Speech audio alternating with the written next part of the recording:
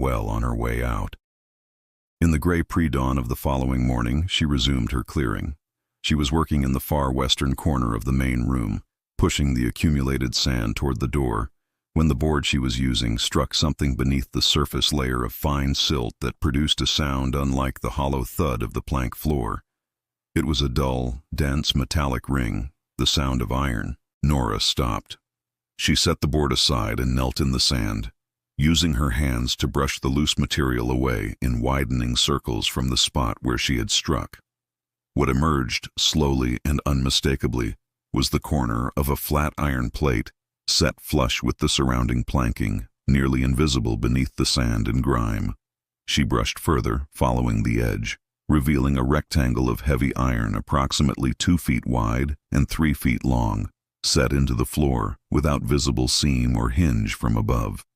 At the near edge, half buried but intact, was a recessed iron ring, pull the kind built into a trapdoor or a hatch, and at the far end, bolted to a reinforced iron plate and secured with a heavy 6-tumbler combination lock of a design she did not immediately recognize, was a flat iron safe lid, integrated directly into the floor structure, as if it had been cast there during original construction. Nora sat back on her heels in the pale morning light and looked at the thing in the floor for a very long time. She did not try to force it. Forcing an iron safe of that construction without the combination would have required tools she did not own and noise that would have carried across the desert flats to the town road. Instead, she spent the second day doing what her father had always told her to do when confronted with something she did not yet understand. She gathered information. At 26 years of age, Nora Aldine stood in the cracked red dust of Seco Flats, Nevada, with nothing to her name but a flour sack holding 2 cotton dresses, a bone-handled sewing kit her mother had pressed into her hands on her deathbed, and $11.40 folded inside a worn leather coin purse. The man who had reduced her to this, a land broker named Cyrus Beaumont, had done it legally, systematically, and without a single flicker of remorse, stripping the Aldine family's dry goods store and the small adobe house behind it from Nora's hands through a tangle of fraudulent debt instruments that no judge in the territory seemed willing to untangle. Left standing in the street with the August sun pressing down on her like a hot iron, she had spent 9 of those $40 on something the entire population of Seco Flats unanimously agreed was proof of her desperation. An old, sun-bleached, abandoned desert outpost sitting at the far edge of the old stage road, 3/4 of a mile from the nearest well, its door hanging from a single hinge and its windows boarded over with gray, warping timber. The man who sold it to her, the county land clerk, had barely suppressed a smile as he stamped the deed. The building had been empty for 14 years. Everyone knew it. Everyone agreed it was worth less than the dirt it sat on. But no one, not a single soul in that sun-scorched little town, knew what lay beneath its rotting plank floor, behind a 1/4 inch of hardened desert sand, a locked iron safe that had not been opened since the winter of 1873. Settle in, and let us tell you the story of Nora Aldine. If you have ever been handed a door that the whole world called worthless, we would be glad to hear your story in the comments below. To understand the particular quality of Nora's courage, the kind that does not announce itself loudly, but simply endures, quietly and without spectacle, one must begin, not with her loss, but with her inheritance. Not the inheritance of property, which Cyrus Beaumont had taken from her with a fountain pen and a courthouse stamp, but the inheritance of character, which no document in any territory could ever touch. Nora had been raised in the dry goods store on the main street of Seco Flats, a modest establishment her father, Elias Aldine, had built with his own hands in the summer of 1861, hauling the adobe bricks himself in a borrowed mule-drawn cart from a riverbed 30 miles to the south. Elias was a Lebanese immigrant who had come to the American Southwest by way of New York and Santa Fe, carrying with him a deep, almost devotional belief in the power of honest commerce, not as mere transaction, but as relationship. He knew the name of every customer who walked through his door. He knew which families were struggling and which were not, and he adjusted his prices accordingly with a quiet discretion that never embarrassed a soul. He kept a small leather ledger on the counter, not to track debts owed to him, but to track favors he had extended, so that when a man came to repay what was not strictly required, Elias could wave him away with a hand and a smile, and the assurance that the ledger between neighbors was always balanced, always. Nora grew up behind that counter, learning the weight of flour in a scoop and the difference between honest cotton muslin and the cheap bleached variety that fell apart after 2 washings. She learned to keep accounts in her father's precise, slanted handwriting, carrying digits in her head with the effortless fluency of a woman who had been doing arithmetic since she was old enough to hold a pencil. But more than figures, she learned to read people, to see past what they said to what they needed, to hear the small, dignified silence of a proud man who could not quite afford his family's winter provisions and was hoping she would simply not mention it. Her mother, Salwa, had contributed a different kind of education. Salwa was a woman of extraordinary patience who had stitched every curtain in the store, preserved every jar of apricot and plum that sat on the wooden shelves, and spent her evenings teaching Nora the old remedies of the old country alongside the practical skills of the frontier. How to clean a wound, how to stretch a leg of mutton across 4 meals, how to read the color of the sky at dusk to predict whether the morning would bring wind or stillness. When Salwa passed from a quick and merciless fever in the spring of Nora's 17th year, the store became the center of both their lives, Elias and Nora moving through the quiet, dust-smelling rooms of the shop and the adobe house behind it, with the careful tenderness of 2 people who understood that the space between them now held the shape of someone missing. For 9 years after her mother's death, Nora ran the store alongside her father, with a steady, undemonstrative competence that the town of Seco Flats came to rely on, without quite realizing how completely it depended on the Aldine family's quiet constancy. She extended credit when no bank would. She stocked medicines when the nearest doctor was 60 miles away by horse. She kept a back room open during the 3 brutal winters of the mid-'80s for any family whose heating wood had run out, asking nothing in return, recording nothing in any ledger. Because some things, her father had told her, are not transactions at all. It was this same father, Elias, who began to slow in the spring of 1889. The slowness came gradually. A stiffness in the mornings, a difficulty with the heavy supply crates, a cough that deepened as the months passed into summer. By autumn he could no longer work the counter, and by winter he was largely confined to the chair beside the back room's small iron stove. The medical bills began. The supply deliveries from Reno became harder to pay on time. Nora managed it all with the precision of a woman who had been balancing competing needs since she was a girl. But the mathematics of illness have a way of defying even the most careful accounting. It was in this period of strain, this slow, grinding contraction of resources that she refused to speak of to anyone, that Cyrus Beaumont first appeared. Beaumont arrived in Seco Flats in the late summer of 1890 with a land survey team, a leather portfolio of business cards printed in fine Boston typeface, and the polished, unruffled manner of a man who had spent his career converting other people's hardship into his own advantage. He represented, he said, a development consortium from San Francisco interested in acquiring commercial properties along the old stage road for a new rail spur they were planning to build through the territory. He was charming in the way that certain well-dressed men are charming smoothly, impersonally, as if warmth were a tool he kept in his coat pocket alongside his pen. He called on the Aldine store in September, and Nora received him behind the counter with the careful courtesy she extended to every customer while keeping her own counsel firmly behind her eyes. He expressed admiration for the store, its organization, its deep roots in the community. He asked about the property deed, the water access, the square footage of the adjoining house. Nora answered his questions honestly, as she answered everyone's questions, without knowing that she was being measured rather than admired. What followed was a slow, methodical process that Nora would later understand, in retrospect, as having been planned from the moment Beaumont walked through the door. He did not move quickly or crudely. He returned several times over the following weeks, each time with a slightly different proposal, first offering to buy the store outright at a price that was fair, but that would have left Nora with nothing to live on while caring for her father. When she declined, He offered a partnership arrangement that would give him controlling interest in exchange for a line of credit. When she declined again, he disappeared for 2 months. And then, in December, when the cold had deepened and Elias's medical needs had multiplied and the supply creditors in Reno were sending letters with harder language, Beaumont returned with a man named Harwick, a territory attorney, and a set of documents he described as a simple bridge loan, a short-term financial instrument to help the Aldines manage the winter expenses against the collateral of the property, fully repayable in the spring when the supply accounts would settle. Nora read every page of those documents. She was not a naive woman, but the language was constructed with the particular cunning of men who had done this before, dense with legitimate-sounding terminology.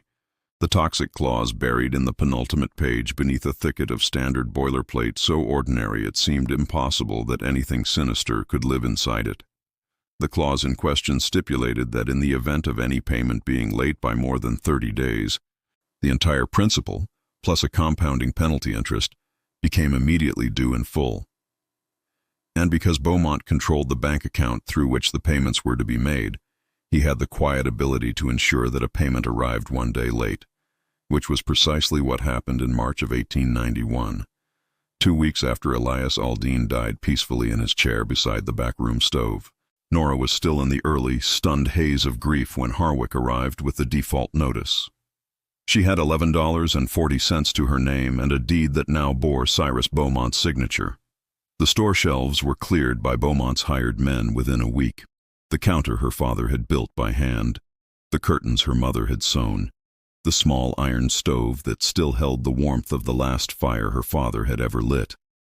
All of it became Cyrus Beaumont's property, legally, completely, and without remedy. The townspeople of Seco Flats watched with the helpless, uncomfortable sympathy of people who understood injustice, but could not afford to oppose the man who now held 3 other properties on the main street. They offered Nora condolences. They offered her nothing else. She spent 4 nights in the back room of the church, permitted by the pastor on the condition that she was gone by Sunday morning. On the 5th day, she walked into the office of the county land clerk with her $11.40 and asked to see the registry of unclaimed and surplus properties within the Seco Flats Municipal District. There were 3. One was a collapsed mine shaft. One was a waterless lot behind the livery stable. And one was the old Harlan stage outpost on the edge of the old road. 14 years abandoned, its operating charter lapsed, its last owner dead without heirs. $9.40 for the deed, the clerk said, and he would stamp it himself. He tried, she noticed, not to smile. She paid. She picked up her flour sack and her coin purse.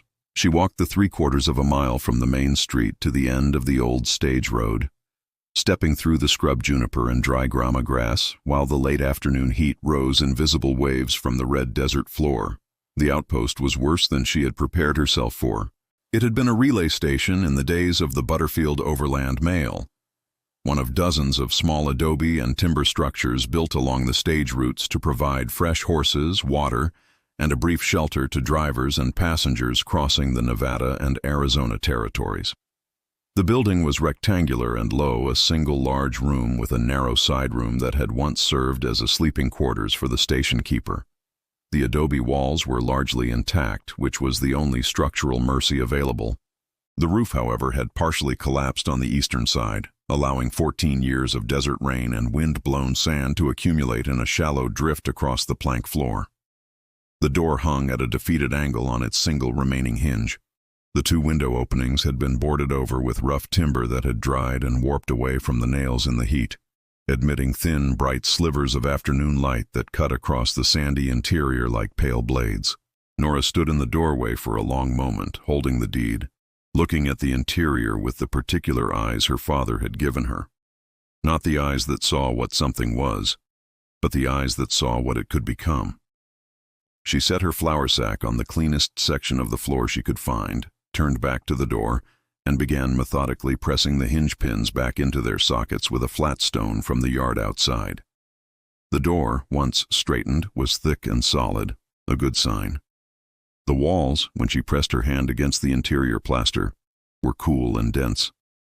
Adobe, properly maintained, was better insulation than timber.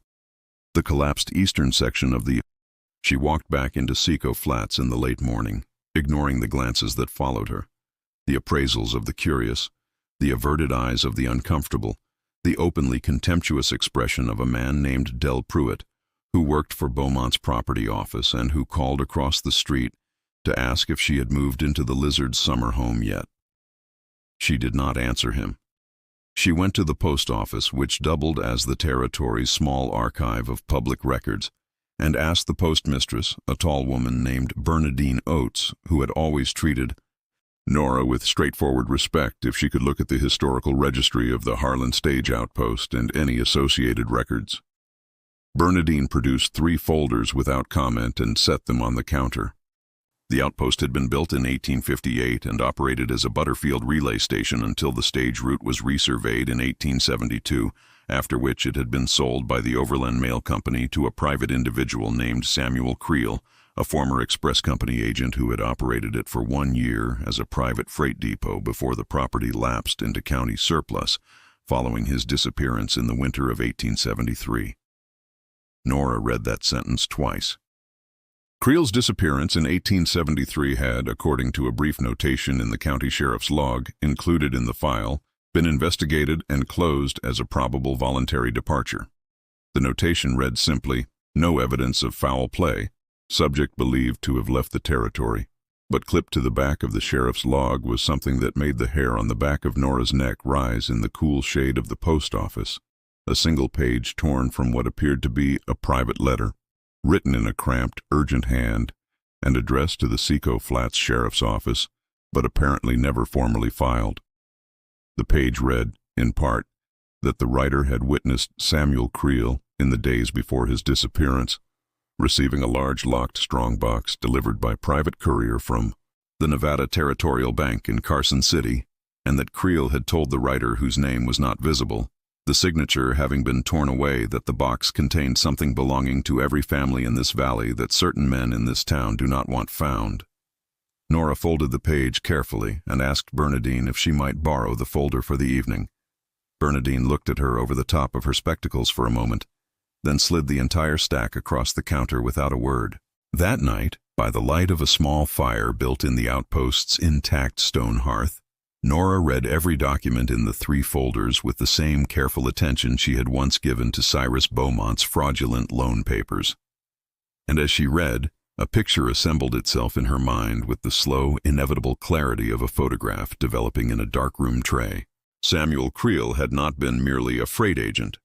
He had, in the years before his disappearance, served as the unofficial treasurer for a cooperative of small ranching and farming families in the Seco Flats Basin, families who had pooled a portion of their annual earnings into a communal emergency fund, a frontier version of a mutual society intended to protect any member who suffered catastrophic loss from drought, fire, or predatory creditors. The fund had accumulated, according to a handwritten ledger page tucked into the back of the second folder, a total of $4,200 in gold certificates and silver coin by the autumn of 1873. And then Creel had vanished. The fund had vanished with him, and the families, already struggling with the aftermath of 2 dry years, had never recovered what they had lost. The safe in the floor of the outpost, Nora understood with a certainty that settled over her like cold water, had been built before the Butterfield Company sold the property. Creel had found it. He had used it. And when powerful men had come to take from him what was not theirs, he had hidden the ledger and whatever remained of the fund inside that safe and disappeared. Not fleeing, Nora now believed, but protecting. She needed the combination. She found it in the most improbable of places, as the most important things often are found, not through force or clever strategy, but through the patient, unglamorous work of paying attention to what others had decided was not worth reading. At the very bottom of the 3rd folder, beneath a stack of expired postal routing sheets, was a single index card in Bernadine Oates's own handwriting, made years earlier during a records organization effort.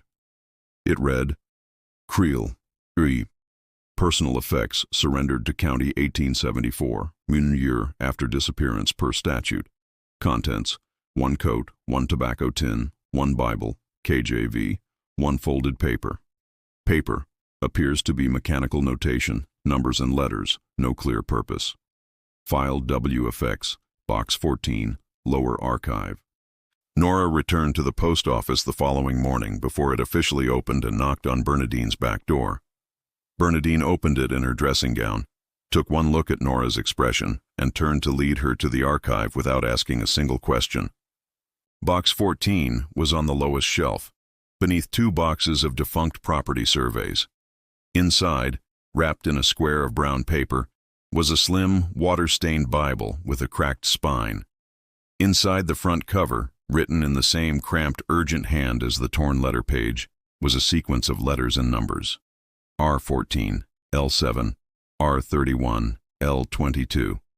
Nora pressed the Bible against her chest and closed her eyes for a moment in the dim archive room. Then she thanked Bernadine, who had not asked a single question, and who simply nodded and held the back door open for her without a word. The combination worked on the 3rd careful attempt. The lock mechanism was stiff with 14 years of dust and disuse, and Nora's hands trembled slightly as she turned the dial. Not from fear, but from the particular physical response of the body to a moment it understands to be significant before the mind has fully caught up. When the final tumbler released, the sound was quiet and precise, a small, clean click that seemed to her in the stillness of the outpost to be louder than anything she had ever heard. She lifted the iron lid. The interior of the floor safe was lined with oilskin, thick, dark, perfectly preserved by the dryness of the desert air and the insulation of the iron casing. Inside lay 3 items that she catalogued with the same methodical calm her father had taught her to bring to any inventory. The first was a canvas bank bag, its drawstring knotted, bearing the stamped seal of the Nevada Territorial Bank. Inside, when she loosened the knot with fingers that would not quite stop shaking, were gold certificates federal issue, still valid legal tender, totaling $3,400, along with a roll of silver coin adding another $260. The second was a leather-bound ledger, identical in style to the one her father had kept on his counter, containing a precise and meticulous accounting of the Seco Flats Basin Cooperative Fund. Every contribution, every contributor's name, every family represented, every amount. A complete legal record of every cent in the bank bag, with names she recognized as the grandparents and parents of people who still lived in Seco Flats. The third was a folded letter, addressed to no one and to everyone, in Samuel Creel's cramped, urgent hand. "If you have found this," it began, "then the time has come that I always believed would come, because honest things do not stay buried forever, no matter how deep the dishonest men believe they have buried them.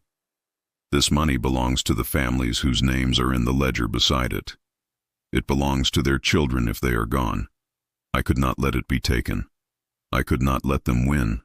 I am going where they cannot follow me, and I am leaving this where only someone patient enough and honest enough to look will find it. Do right by it. That is all I ask. S.C., December 1873. Nora sat on the floor of the outpost beside the open safe and read the letter 3 times. Outside, the desert was completely silent except for the thin, dry sound of the morning wind moving through the scrub. She did not cry. She was her father's daughter, and her father had taught her that the correct response to a great responsibility was not tears, but action. She closed the ledger, placed the bank bag and the letter back inside the oilskin lining of the safe, and lowered the iron lid with great care. Then she stood up, straightened her dress, and began to think. She understood immediately that the danger was real. $3,660 in gold certificates and silver coin was more money than most families in Seco Flats would see in a decade. The moment its existence became known, it would attract the attention of exactly the kind of men who had already stripped her of everything she owned. Cyrus Beaumont was still in town, still operating, still holding deeds to properties that should never have been his. If he learned what was in that safe before she had taken the proper legal steps to secure the fund for its rightful owners, she had no doubt that he would move to claim the outpost property through whatever legal mechanism his attorney could construct fastest. She had the deed. She had $9 left. She had 3 days before Beaumont's man, Del Pruitt, who had already been seen walking the old stage road twice since her purchase, put the pieces together and reported back. She needed a lawyer she could trust, a notary, and a witness of unimpeachable standing. In a town where Beaumont held the mortgage on half the businesses and the social deference of most of the professional class. It was this problem that brought her, on the fourth morning after her purchase of the outpost, to the door of a woman named Cressida Falk. Cressida was 71 years old, the widow of the territory's first appointed judge, and the only person in Seco Flats whom Cyrus Beaumont had never successfully pressured because she owned her property outright, owed no one a cent, and had spent 50 years watching men like Beaumont operate with the patient, corrosive contempt of someone who had seen them all eventually fall.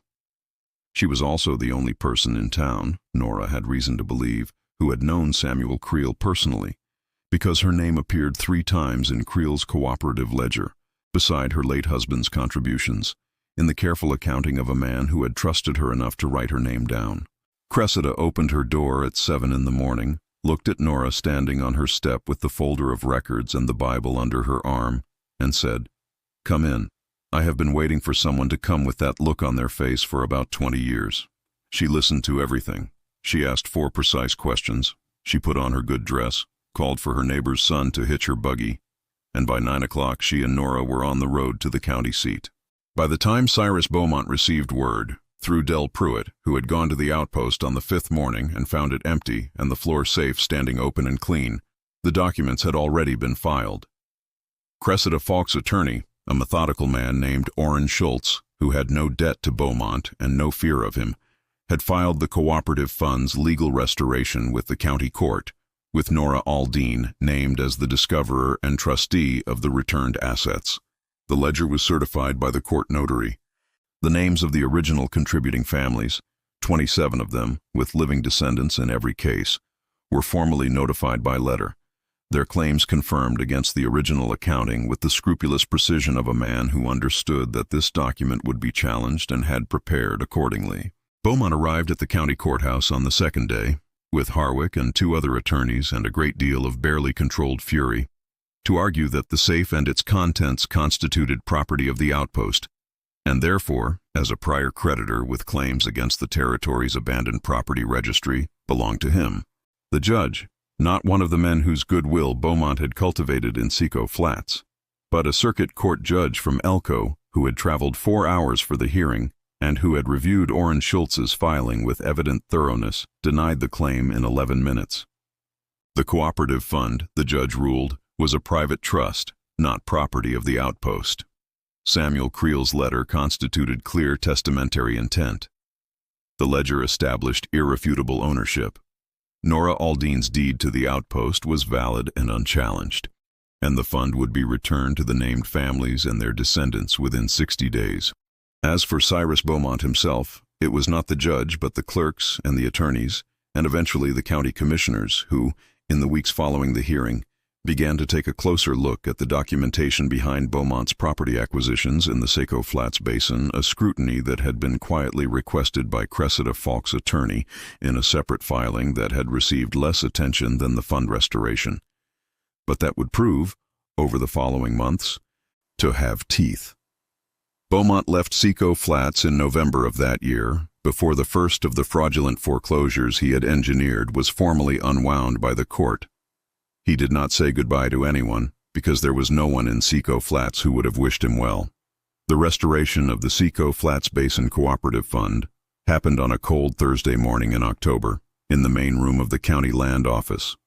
27 families received their shares, adjusted for the years elapsed, divided among descendants where the original contributors had passed. There was no ceremony, no speeches. Nora had asked for none. She stood to one side of the room, holding the empty bank bag and the ledger, and watched as names were called and hands were shaken, and in several cases not a single word was said, because no word was adequate to the size of what was being returned. An old rancher named Augusto Velarde, whose father's name appeared in the ledger for a contribution made in the summer of 1873, shook Nora's hand at the door on his way out and held it for a long moment without speaking. His eyes were red. He was not a man who cried easily, and he did not cry then, but the pressure of his hand said everything the words would not. She used the trustee's fee, a modest but lawful percentage established by the court, To repair the outpost's collapsed roof, replace the broken door hinge properly, repoint the adobe walls where the mortar had crumbled, and install a clean stone water cistern fed by a pipe run from the stage road's original well. She did not build something grand. She built something solid and honest and made to last, exactly as her father had always told her a good thing should be made. By the following spring, the outpost on the old stage road had become, quietly and without any particular announcement, the place where people in the basin came when they needed help with the kinds of problems that banks and lawyers and county offices could not or would not address. Nora kept a desk and a ledger and the same open-handed, clear-eyed approach to human difficulty that Elias Aldine had kept behind his store counter. And if the people who came to her sometimes left with more than they had expected and asked less in return than she deserved, she recorded it in her own private ledger and called it balanced. She was 26 years old when she stood in the cracked red dust of Seco Flats with $11.40 and a deed the whole town laughed at. She was 27 when the same town began to understand what she had found beneath that sandy floor, not merely money, but the recovered integrity of a community that had been quietly robbed of its own history and had not even known it was missing. Nora Aldine had not gone looking for treasure. She had gone looking for a roof, for a door that locked, for a square of ground that no one could take from her in the night. What she found instead was a testament left by a man who had believed, even in his darkest hour, that honest things do not stay buried forever, and she had proven him right with nothing more powerful than patience, a bone-handled sewing kit, and her father's habit of looking for the strength in things that everyone else had written off as beyond repair. The outpost is still there, if you know where to find the old stage road. The adobe walls are thick and cool and have outlasted a great many things that seemed more permanent at the time. Beneath the floor, the iron safe still sits flush with the planking empty now, its combination dial turning freely, its iron lid lifting without resistance. Nora left it open. She said once, when someone asked her why, that a safe that has done its job has nothing left to hide. Let it stand open, she said. Let people see that it held what it was supposed to hold and gave it back when the time came. That is, we think, about as fine a definition of honest purpose as this frontier country has ever produced. We are grateful, as always, for the time you have given us tonight in this quiet corner of the high desert. If Nora's story moved something in you, if it reminded you that value does not announce itself, that the most important things are often the ones sitting abandoned at the edge of the old road while everyone else walks past, we hope you will share it with someone who might need to hear it. We have one question for you before we go, and we ask it sincerely. What is a time in your own life that you found genuine worth in something, or someone, that the world had completely given up on? We would be glad to read your answer in the comments below. Until next time, stay close.